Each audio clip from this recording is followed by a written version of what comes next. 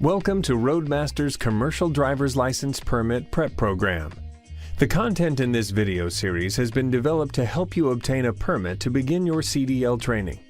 To receive a permit, you have to pass 3 separate tests: general knowledge, air brakes, combination vehicles. In addition to knowledge-based tests, you will be required to complete skills-based testing. This will include pre-trip inspection, basic vehicle controls, and a CDL driving test. This training is broken down into multiple sections that you can review as many times as you would like. Each section covers basic material that you will be tested on in order to receive your permit. The sections are CDL Introduction, General Knowledge Part 1, General Knowledge Part 2, General Knowledge Part 3, Air Brakes, Combination Vehicles.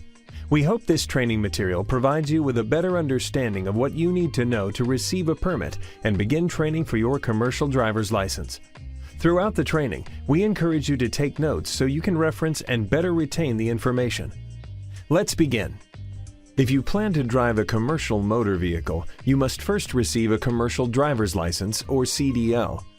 The only people that are exempt from obtaining a CDL are farmers remaining within a 150-mile radius, firefighters and emergency vehicle operators, military vehicle operators, recreational vehicle operators, and airports drivers in Texas only. Commercial driver's licenses are broken down into 3 different classes. Class A is a vehicle that pulls a trailer or trailers.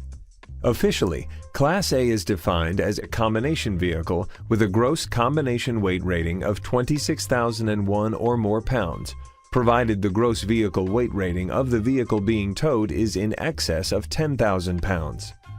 The second class is Class B, which is defined as any single vehicle with a gross vehicle weight rating of 26,001 pounds or more.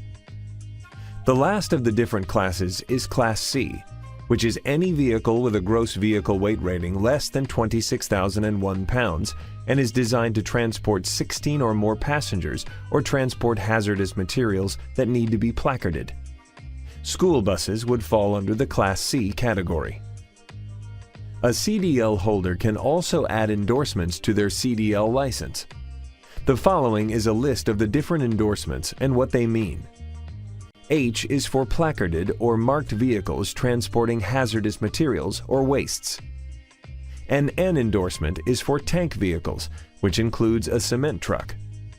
The S and P endorsements often go hand in hand, since an S endorsement is for school buses and a P endorsement is for passenger transport. If you plan to drive a double or triples combination vehicle, you will need a T endorsement.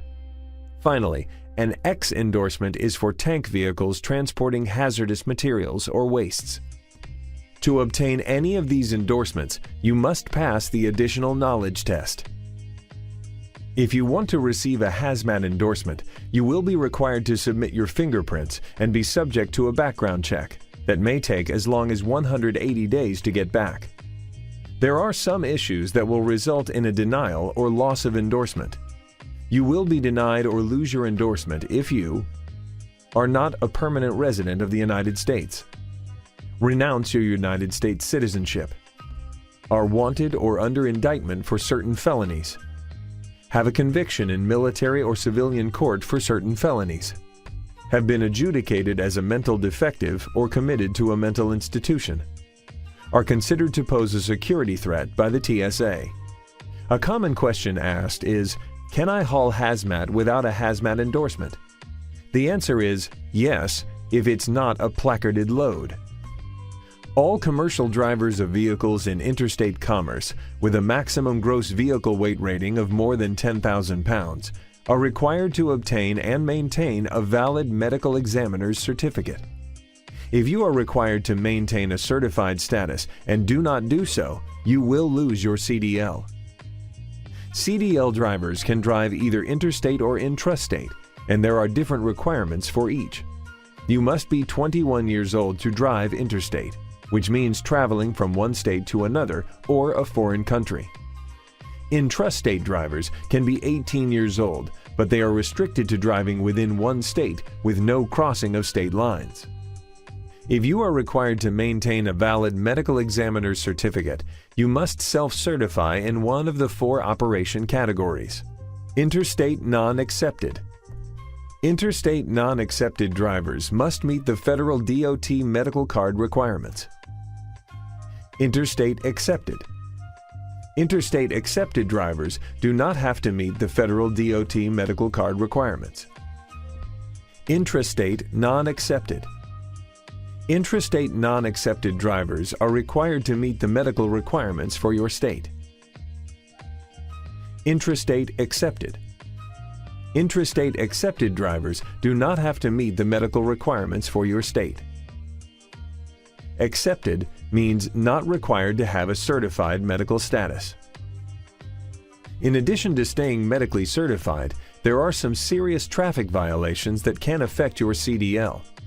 These serious traffic violations include reckless driving, speeding 15 miles per hour or more above the posted speed limit, improper or erratic lane changes, following too closely, any moving violation relating to a fatal crash, driving a CMV without obtaining a CDL, driving a CMV without CDL in possession, driving a CMV without proper class of CDL or endorsement or restrictions.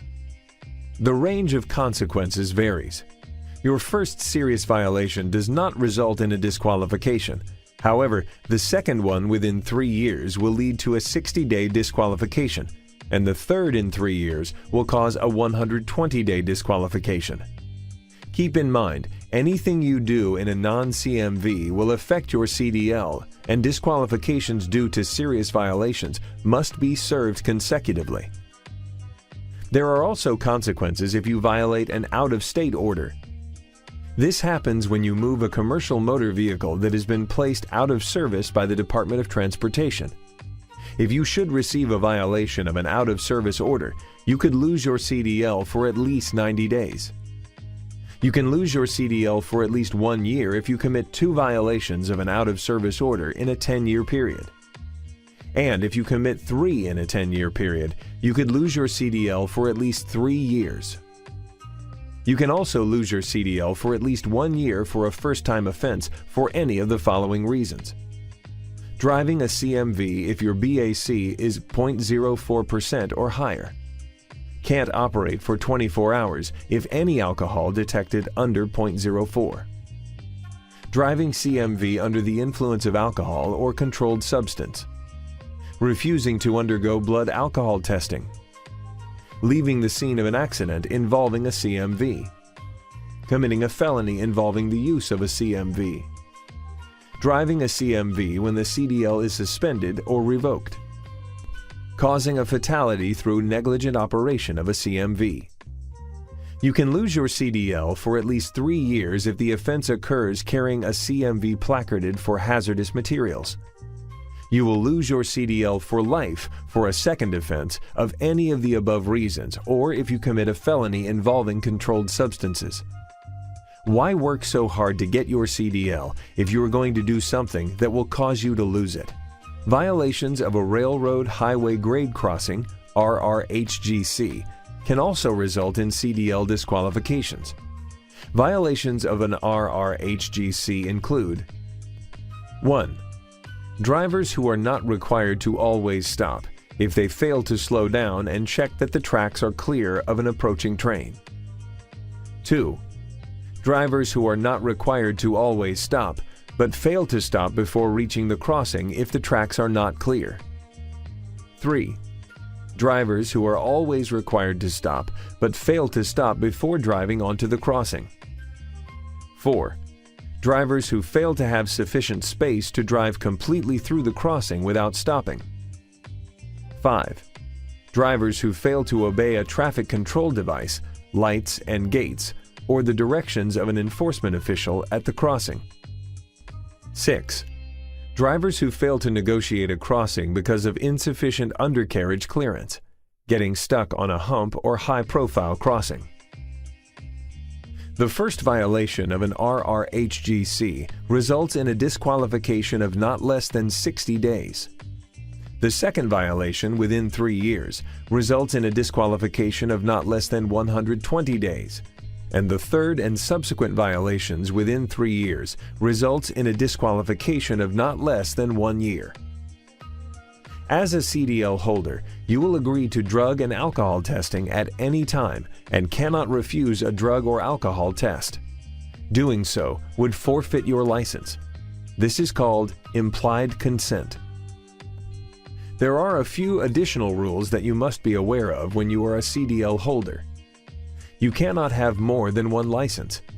Having multiple CDLs is a serious offense, and you can potentially get a fine and jail time. Another rule is that you must notify your employer within 30 days of a conviction for any type of traffic violation, with the exception of a parking violation.